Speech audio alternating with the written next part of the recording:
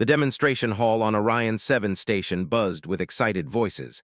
Cadets from across human space gathered in groups, showing off their weapons to each other. Plasma rifles gleamed under the bright lights.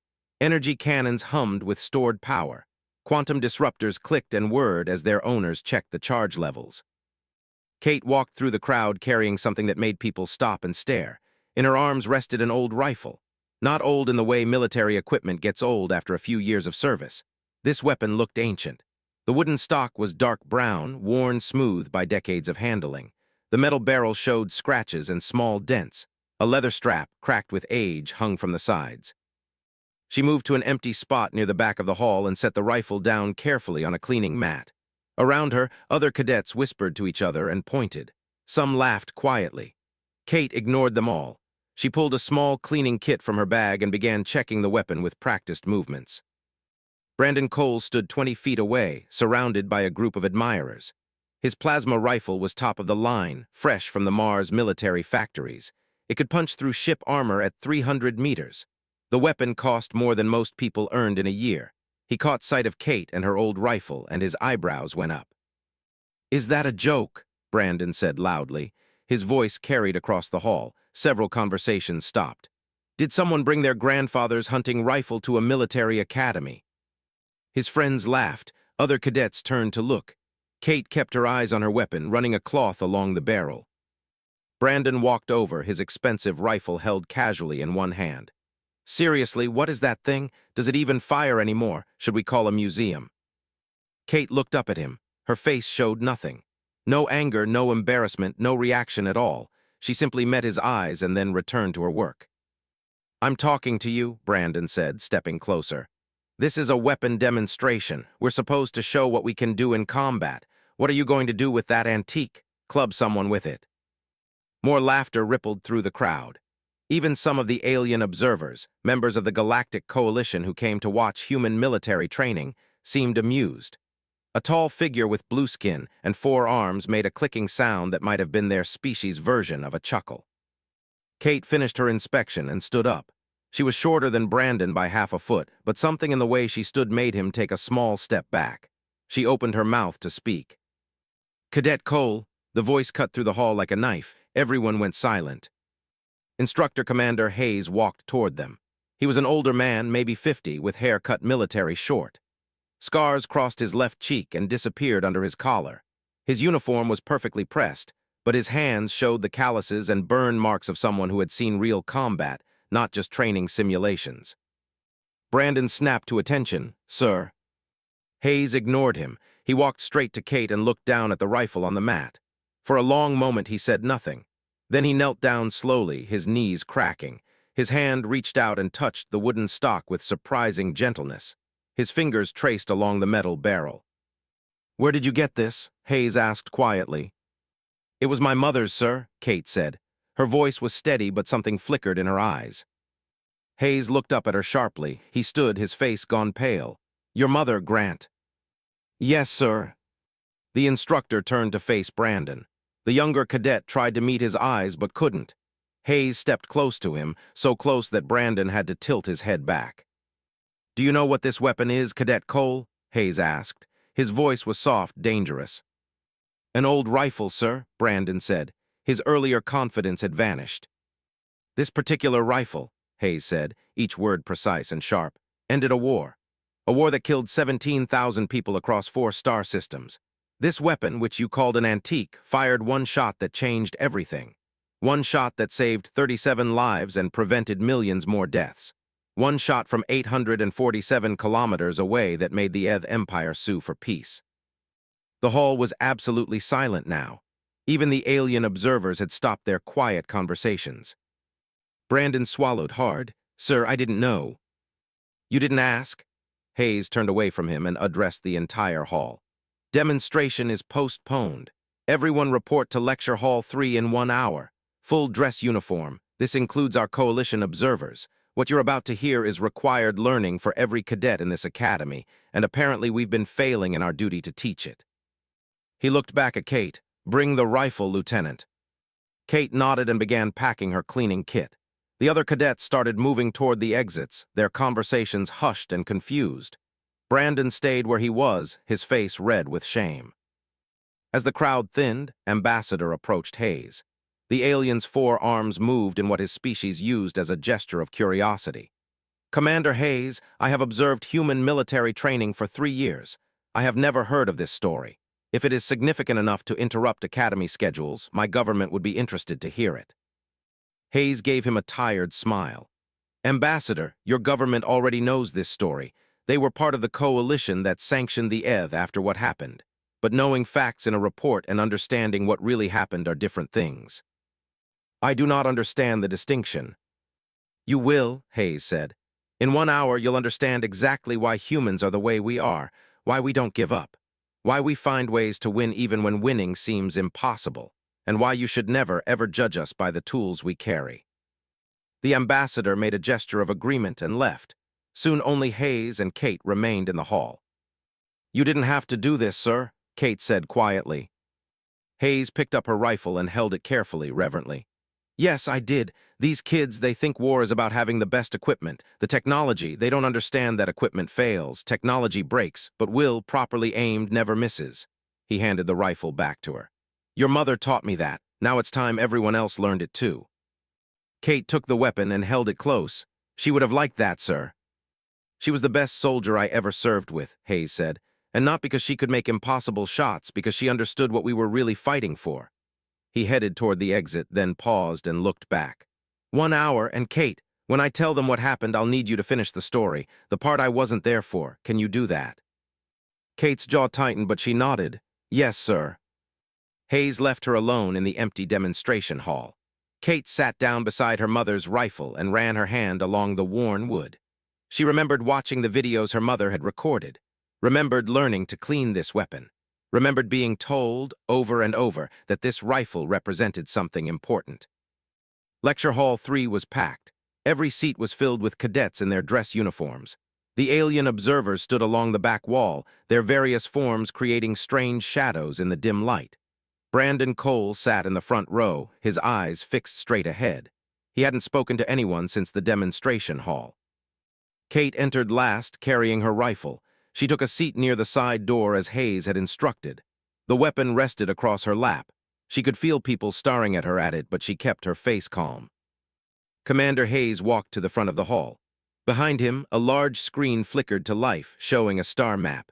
A single red dot marked a system far from Earth.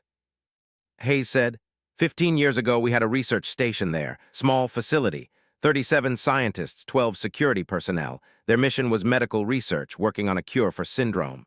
He paused.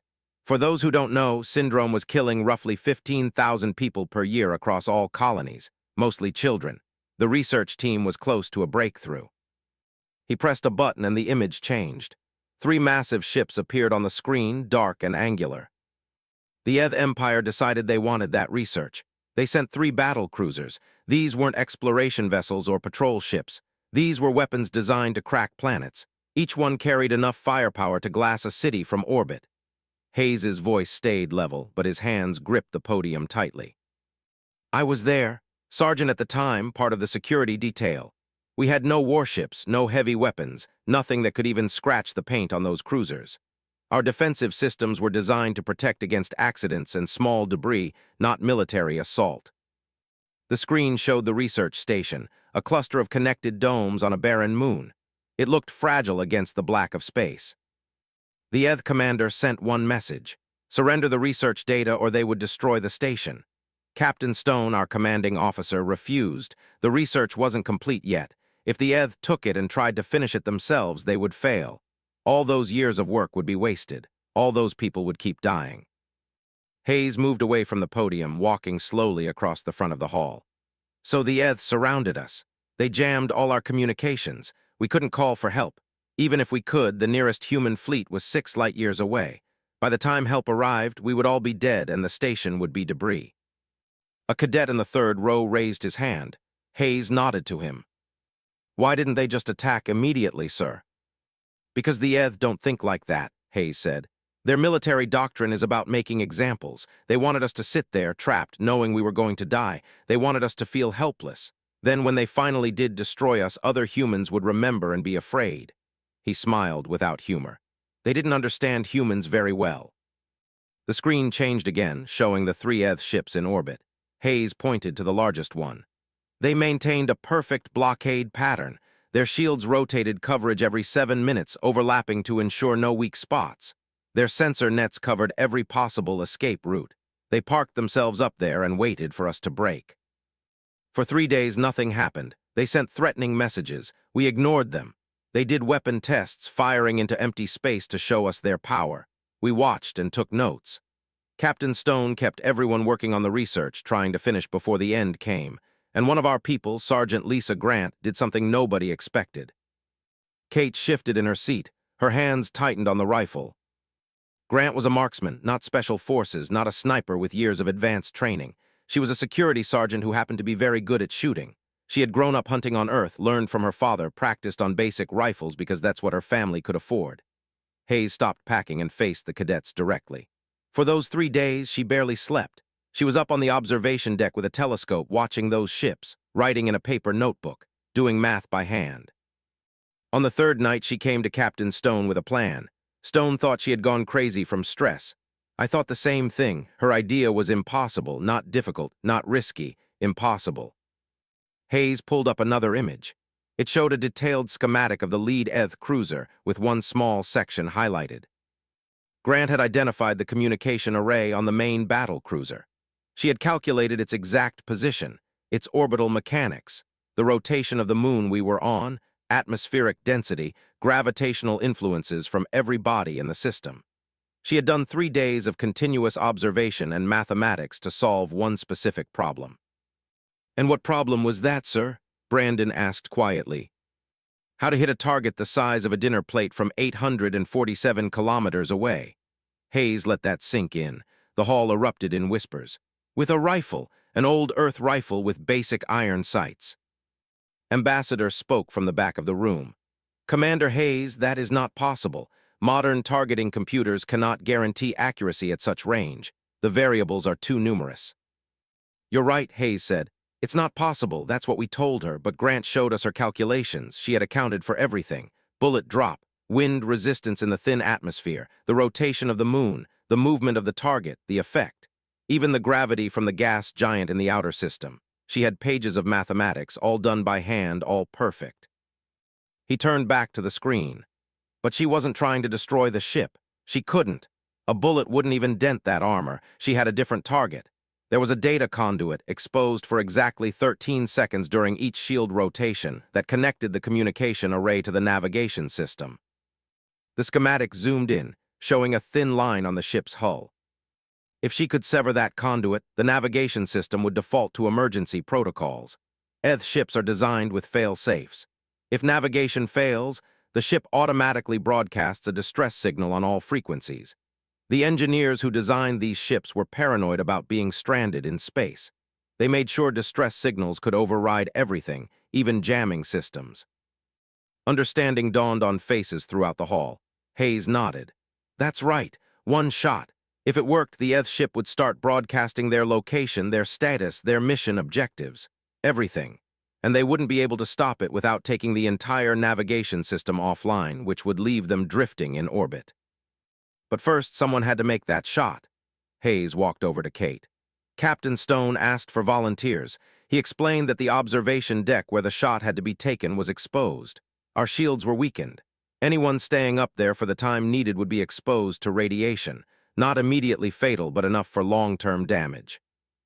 Kate looked down at her rifle. She knew this part of the story. She had lived with its consequences. "Grant volunteered immediately," Hayes continued. "She said the math was simple. 37 scientists working to save millions of lives weighed against one soldier. She told Stone that if he tried to stop her, she would go up there anyway. So Stone agreed." He gestured to the screen again. It showed a timeline. "Grant spent 4 more days preparing. She found that rifle in storage, a family heirloom from a colonist who had died years before. She cleaned it, tested it, hand-loaded ammunition from chemistry lab materials. She took practice shots at target. The sound of that single shot echoed in Hayes's memory even now, 15 years later. In the lecture hall, every eye was fixed on him, waiting. "The rifle cracked," Hayes said. "In the thin atmosphere of that moon, the sound was sharp and clear. Grant didn't move. She kept her eye to the scope, watching. I stood behind her with the spotting equipment, tracking the bullet's path, except at that range, at that speed, there was nothing to track. The bullet was invisible. He paused, remembering. For 3.7 seconds, nothing happened. Grant's breathing stayed steady. Her finger remained on the trigger. She didn't blink. Around us, the whole station held its breath. Then I saw it through the scope. A tiny spark on the hull of that battle cruiser, so small you would miss it if you weren't looking exactly at the right spot. Just a brief flash of light. The screen behind Hayes came back to life, showing a simulation of what happened next. The bullet, a simple piece of copper and lead, had traveled up through the thin atmosphere. It had crossed 847 kilometers of space. It had hit the exact spot Grant had calculated, at the exact moment she had predicted. The Eth didn't notice at first, Hayes continued. Why would they? One small impact on a battle cruiser's hull means nothing. These ships are designed to take hits from plasma cannons and rail guns. A bullet is like a pebble against a mountain. But Grant didn't target the armor. She targeted that data conduit. And when the bullet severed it, the ship's computer systems panicked. The simulation showed warning lights spreading through the ship systems. Hayes pointed to them. Navigation failure. In Eth military doctrine, navigation failure is one of the worst things that can happen. These ships operate far from home in hostile space. If navigation goes down, you're stranded, helpless, so their engineers built in emergency protocols.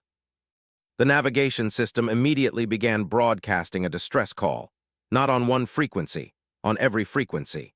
The signal overrode the jamming systems. It couldn't be stopped without shutting down the entire navigation grid, which would leave the ship blind and drifting. Brandon leaned forward in his seat. What did the distress signal say? Hayes smiled grimly.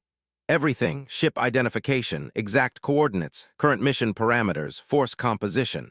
The Eth distress protocol was designed to make sure rescue ships knew exactly where to go and what they would find. It was detailed, very detailed. He pulled up a text document on the screen. It was written in Eth script with human translation below. Mission objective, seize human medical research by force. Target, unarmed civilian research station. Justification, strategic resources acquisition. Resistance level, none. The hall went silent again. Ambassador made a sharp clicking sound. This was broadcast. Across the entire sector, Hayes said. The signal was powerful enough to reach any ship within several light years, and because it was on every frequency, everyone heard it. Human ships, coalition vessels, neutral traders, even civilian broadcasts picked it up. He changed the image to show a star map with expanding rings. 6 light-years away, Admiral and the Third Earth Fleet were on patrol near Tau. Her communications officer detected the signal within seconds, ordered her fleet to full speed toward 442, but she did something else first. The screen showed a command vessel with its communication arrays glowing. She recorded the entire distress signal, every word, every detail. Then she transmitted it to every coalition species, every news network, every diplomatic channel in known space. Within 2 hours, everyone knew what the Eth were doing. Hayes walked back to the podium. The Eth Empire had been telling the galaxy that their military actions were defensive. They claimed humans were aggressive, expansionist, dangerous.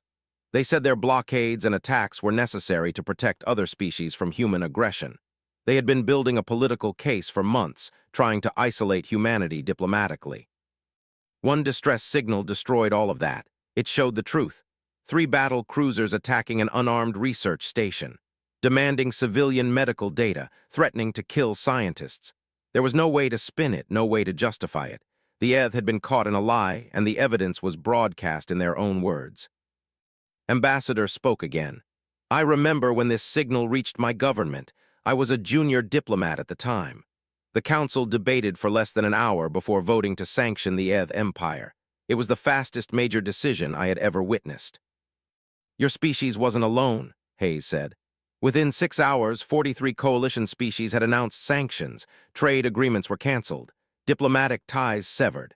The Eth economy was built on trading their military technology for resources they couldn't produce themselves. When that trade stopped, their entire economic system began collapsing. He showed a timeline on the screen. Hour 1, signal detected. Hour 2, signal broadcast to the galaxy. Hour 6, sanctions begin. Hour 12, Eth High Council recalls their fleet from 442, not because Earth's fleet was coming, though it was.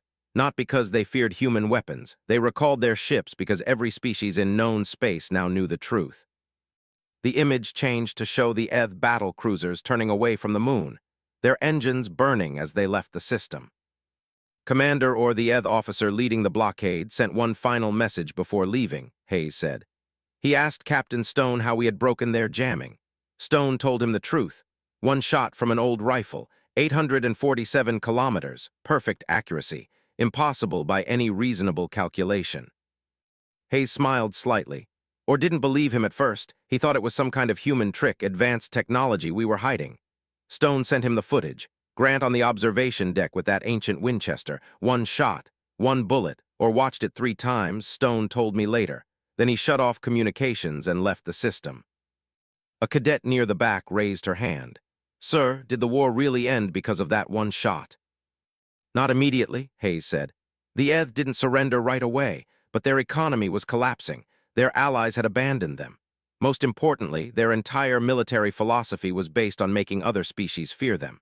And now the whole galaxy knew that humans had beaten them without firing a single ship weapon. A lone soldier with an old rifle had done what entire fleets couldn't do. It broke something in their strategic thinking. 3 months later, the Eth High Council requested peace negotiations.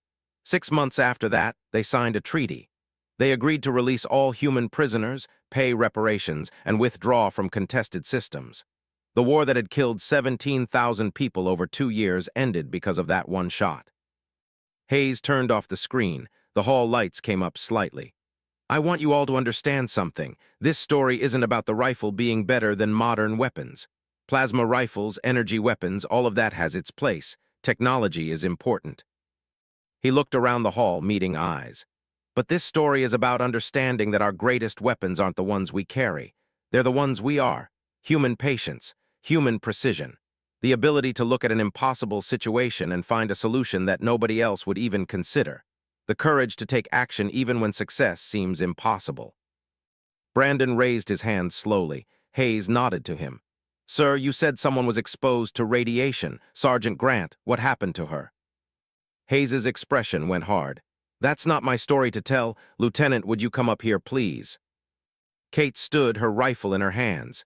She walked to the front of the hall on legs that felt numb. She had known this moment was coming, but that didn't make it easier. Hayes put a hand on her shoulder briefly, then stepped aside. Kate looked down at the rifle in her hands, then back at the faces watching her. She saw confusion on some, understanding on others. Brandon Cole looked like someone had hit him. I want to show you something, Kate said. She pulled a small device from her pocket and connected it to the lecture hall's screen. A video appeared. The image quality was poor, clearly recorded on basic equipment.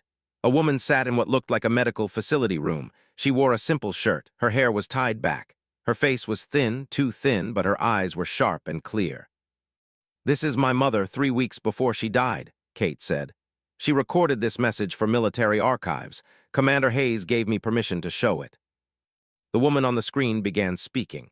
Her voice was strong despite her appearance. My name is Sergeant Lisa Grant. For anyone watching this who is considering a career in military service, I want to tell you something important. The day I took that shot on, I knew what would happen. I had calculated the radiation exposure down to the REM. I knew what it would do to my body. I knew I would die. Grant leaned forward slightly. People keep asking me if I regret it, if I would make a different choice knowing what I know now. The answer is no. Not because I wanted to die, not because I was being heroic, but because the mathematics were simple. She held up her fingers, counting.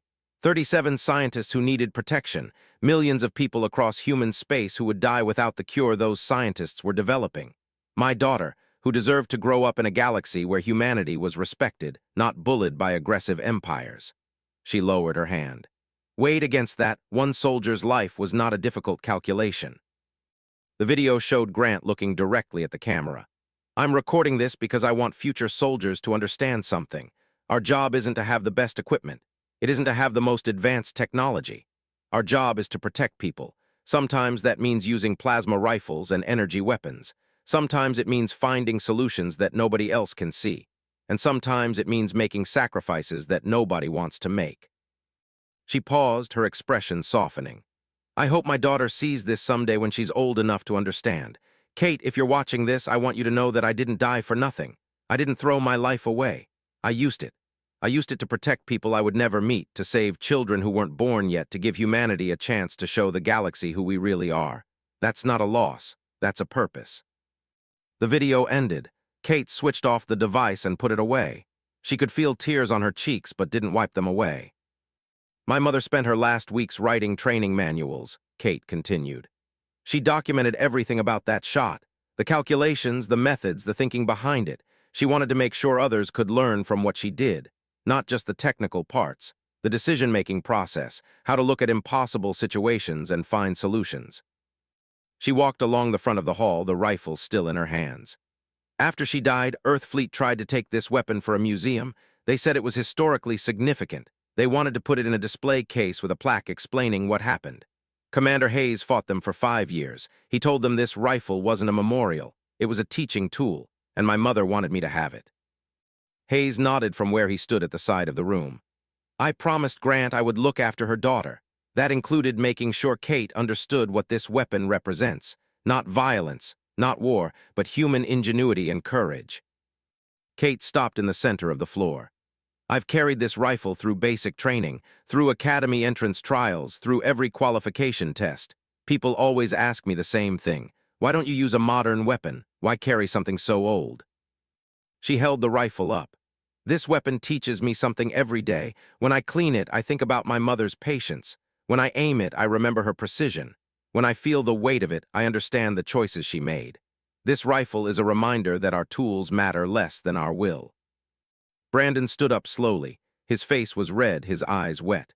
Lieutenant, I owe you an apology. I said things today that were wrong. I judged without understanding. I'm sorry. Kate nodded to him. Thank you, but you don't need to apologize to me. You need to learn from this. All of you do. She looked around the hall. Every person in this room will carry weapons into combat someday. You'll have the best equipment humanity can build. Advanced targeting systems, massive firepower, all of it important. But none of it will matter if you don't understand what you're really fighting for. Ambassador moved forward from the back of the hall.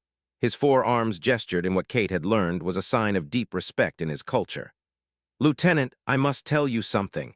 When my government first learned of your mother's action, we did not understand it. We saw the mathematics of the shot, the technical achievement, but we missed the larger meaning. He turned to address the whole room. My species, like most in the coalition, believed humans were primarily aggressive. Your history showed constant warfare. Your culture celebrated combat. When you reached the stars, you brought weapons designed to destroy. We thought we understood you. The Eth thought they understood you too. They believed they could intimidate you through superior force. Then Sergeant Grant fired one shot that changed everything, continued. Not because of the technical achievement, though that was remarkable, but because of what the shot represented. A soldier who chose to sacrifice herself to protect civilians she didn't know, who solved an impossible problem through patience and mathematics, who valued saving lives over taking them. He gestured to Kate. The Eth expected you to respond with violence, to try to fight back with whatever weapons you had, to go down in glorious battle. Instead, your mother found a way to end the siege without killing anyone. The distress signal exposed the Eth lies, but it didn't destroy their ships, didn't kill their crews. It simply told the truth. That is what my species failed to understand about humans. You are dangerous not because you are aggressive, but because you are clever. And you would rather find smart solutions than violent ones. A cadet in the middle rows raised his hand. Hayes nodded to him. Sir, Ambassador, I have a question. If Sergeant Grant's method worked so well, why don't we train everyone to do the same thing? Why focus on modern weapons at all? Hayes answered, because Grant's solution was specific to that situation, that one moment in time. The conditions that made her shot possible won't exist in most combat scenarios. You'll need plasma rifles and energy weapons and all the tools of modern warfare. But you also need to develop the ability to think like Grant did, to see solutions that aren't obvious, to be patient when others panic, to make hard choices when necessary. Kate added, my mother's shot took 7 days of preparation, 7 days of calculations, observations, practice. Most combat situations don't give you 7 days. They give you 7 seconds. You need equipment that works in 7 seconds. But you also need the training to know when it takes 7 days if you have them. She walked back toward her seat, then stopped and turned. There's one more thing I want to share. In my mother's belongings, I found the notebook she used during the siege. The one where she did all her calculations. The last page has something written on it that wasn't mathematics. Kate pulled a worn notebook from her jacket pocket. She opened it to the final page and read aloud. The greatest distance isn't measured in kilometers, it's measured in the gap between impossible and done. What separates success from failure isn't the weapon in your hands, it's the will in your heart and the patience in your mind. Technology fails, calculations fail, but human determination, properly aimed, never misses. She closed the notebook. My mother wrote that the night before she took the shot, she knew it might be the last thing she ever wrote. Those words have guided me every day since Commander Hayes gave me this notebook. They remind me what being human really means. Kate returned to her seat. The hall remained quiet. Hayes stepped forward again. What Lieutenant and I have shared with you today is not just history, he said. It's a lesson about what we are as a species. When the Eth Empire finally surrendered, their High Council sent a message to the Coalition. It said that humans were too dangerous to fight, not because of our weapons, but because of our mindset. We don't accept impossible. We don't acknowledge defeat. When trapped, we find ways out. When we find different guns. When facing overwhelming force, we find the one weak point and exploit it perfectly. He looked around the room. That is what this academy exists to teach you, not just how to fire weapons, how to. Hayes dismissed the assembly an hour later. Cadets filed out slowly, their conversations hushed and serious. Many stopped to look at Kate as they passed, their expressions changed from the mockery of earlier. Some nodded respectfully. Others looked like they wanted to speak but couldn't find the words. Brandon Cole was the last to leave the front row. He approached Kate, who was carefully wrapping her rifle in its protective cloth. He stood there for a long moment, clearly struggling with what to say. Lieutenant, he finally managed. I spent 3 years at Mars Military Academy before coming here. I graduated top of my class in weapons proficiency. I thought I understood what made a good soldier. I was wrong. Kate looked up at him. You weren't completely wrong. You're an excellent shot with that plasma rifle. I've seen your scores, but there's more to being a soldier than accuracy. Your mother understood that, Brandon said. I didn't. I thought the best equipment meant the best soldier. I thought modern technology was always better than old methods. I judged you and your rifle without knowing anything. That was stupid and arrogant. It was, Kate agreed. There was no hostility in her voice, just honesty. But you're not the first person to make that mistake. You won't be the last. The important thing is what you do now that you understand better. Brandon nodded slowly. Permission to ask a question. Go ahead. Do you think you could make that shot, the one your mother made? Kate finished wrapping the rifle and stood. I don't know, I've trained for years. I can hit targets at extreme range better than almost anyone in my class, but what my mother did wasn't just about shooting ability. It was about everything else. The patience to observe for days, the mathematics to calculate trajectories nobody else could see, the courage to accept the consequences. She paused. I hope I never have to find out if I could do what she did. But if I ever have to, I hope I'm strong enough. Brandon extended his hand. Kate shook it. Thank you for sharing her story, he said. I'll remember it. As Brandon left, Ambassador approached. The alien diplomat moved with careful grace, his 4 arms held in a gesture of respect. Lieutenant, I hope I am not intruding. Not at all, Ambassador. I wanted to tell you something, said. After the incident at 442, my government conducted a full review of our assessment of humanity. We had underestimated your species badly. We saw your weapons, your warships, your military capabilities. We thought we understood what made you dangerous. He gestured with 2 of his arms toward the rifle Kate held. We missed what truly makes humans formidable. It is not your technology. Many species have advanced technology. It is not your aggression. Many species are more violent than yours. What makes you dangerous is your refusal to accept limitations. When faced with impossible situations, you do not surrender. You find solutions that should not exist. Kate tilted her head slightly. Is that meant as a compliment or a warning? Both, said honestly. The Coalition respects humanity now in ways we did not 15 years ago, but we also understand that you are unpredictable. Sergeant Grant's action saved lives that day. But it also demonstrated that humans will find ways to achieve their goals regardless of obstacles. That makes you valuable allies, and it would make you terrifying enemies. We prefer being allies, Kate said. As do we. made a gesture that Kate recognized as farewell in his culture. Your mother's legacy extends beyond that one shot, Lieutenant. She changed how the entire galaxy views your species. That is a remarkable achievement. The ambassador left. Kate stood alone in the lecture hall with her rifle. Commander Hayes emerged from his office in the back. You did well today, Hayes said.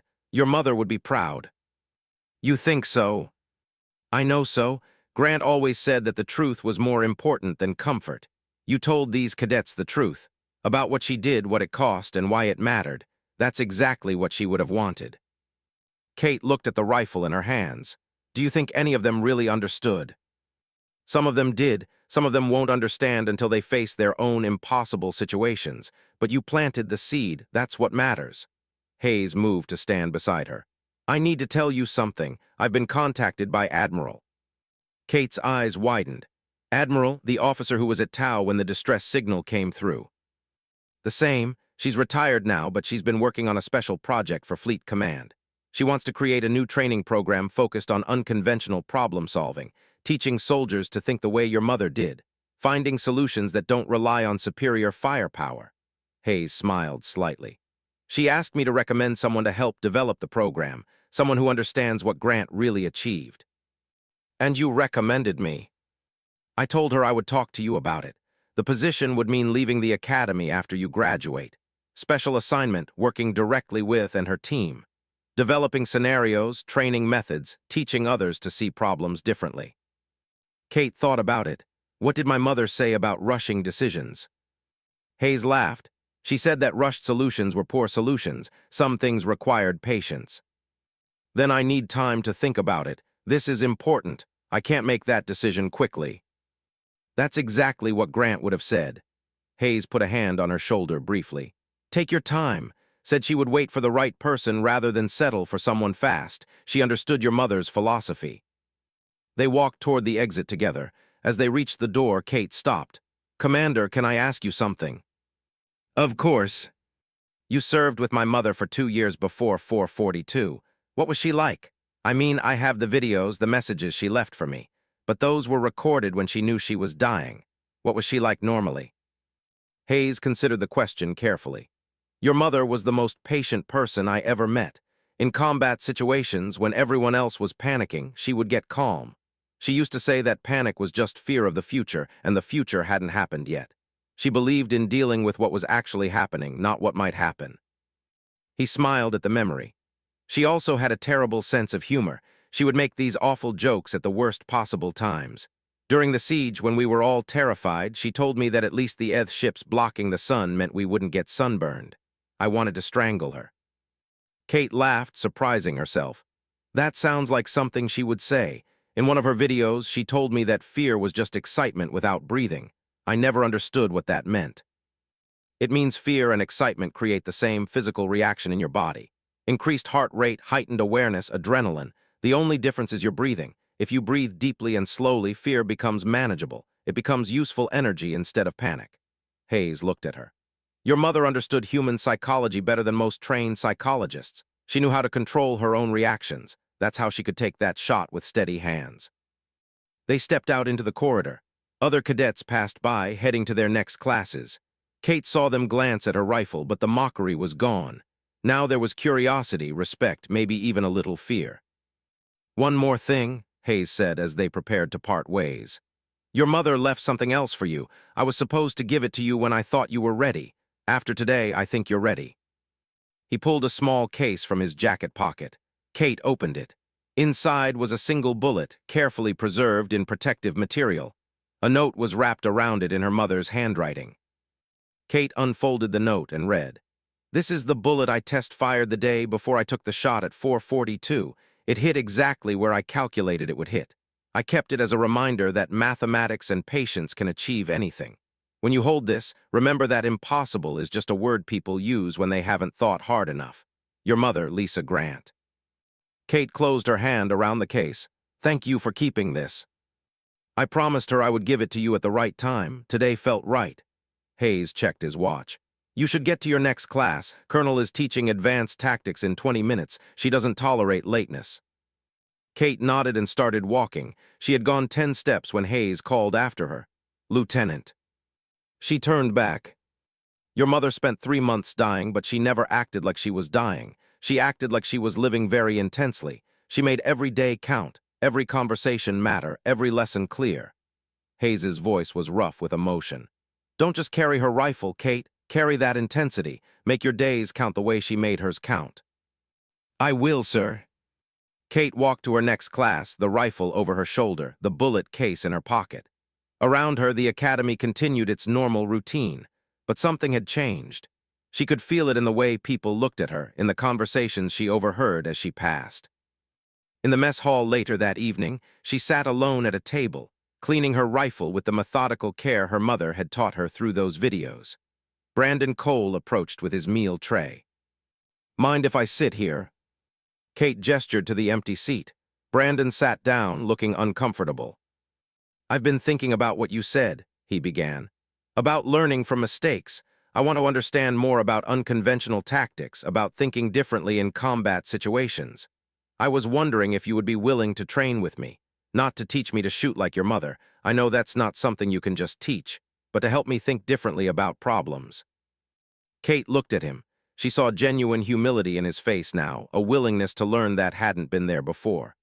All right, but you have to understand something first. This isn't about the rifle, it's about the thinking behind it. My mother could have made that shot with any precision weapon. The rifle wasn't magical. She was just that good because she practiced patience and mathematics every day. I understand. We'll start tomorrow. 500 hours at the long-range facility. Bring your plasma rifle. We're going to do an exercise my mother designed. It's about learning to observe before acting, to calculate before shooting, to think before deciding. Brandon nodded eagerly. I'll be there. As he left, 3 other cadets approached, then 2 more. By the time Kate finished cleaning her rifle, she had agreed to train 7 people in her mother's methods. Word was spreading. People wanted to learn. That night, alone in her quarters, Kate held her mother's rifle and the test bullet.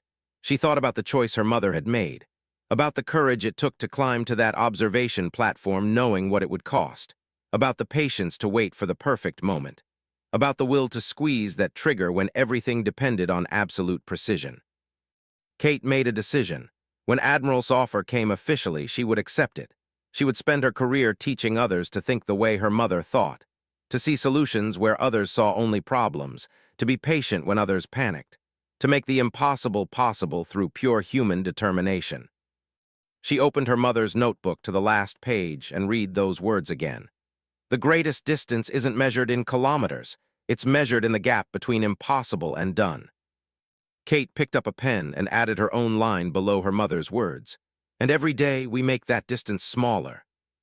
She closed the notebook and set the rifle carefully in its case. Tomorrow would bring new challenges, new lessons to teach, new cadets who needed to understand what one shot from an old rifle had proven to the galaxy. That humans didn't need the best weapons to win. They just needed to be human, patient, clever, determined, unbreakable. 15 years after her mother's death, Kate understood her legacy. It wasn't just about that one incredible shot. It was about showing humanity what they could achieve when they refused to accept impossible. And now Kate would carry that lesson forward, one student at a time, until every soldier in Earth's forces understood what Sergeant Lisa Grant had proven on that barren moon. That when a human says something is impossible, they don't mean it can't be done. They just mean nobody has figured out how to do it yet. Like Sergeant Grant, how to be patient like her, how to see solutions that others miss, how to make the hard choices that protect lives. Bled cadets, the alien observers, all of them watching her. My mother took that shot knowing what it would cost, Kate said. Her voice was quiet but steady. The observation deck was exposed to radiation from the system's star. Our shields, weakened by the siege, couldn't provide full protection. She knew that. She had calculated that too. She held up the rifle. This weapon saved 37 people that day. The research they were working on, the cure for syndrome, was completed 2 months later. It has saved roughly 200,000 lives in the 15 years since. My mother knew all of this was at stake. She also knew that taking the shot from that exposed position would kill her eventually. Kate's hands tightened on the worn wood. She had 3 months after the siege ended. The radiation exposure caused cellular breakdown. Modern medicine could slow it but not stop it. She spent those 3 months training other soldiers, writing technical manuals, and recording messages for me. I was 7 years old when she died. The hall was absolutely silent. Even Ambassador had gone completely still, all four arms hanging motionless. S on the moon's surface, adjusting her calculations each time. I was assigned as her assistant, Hayes said quietly.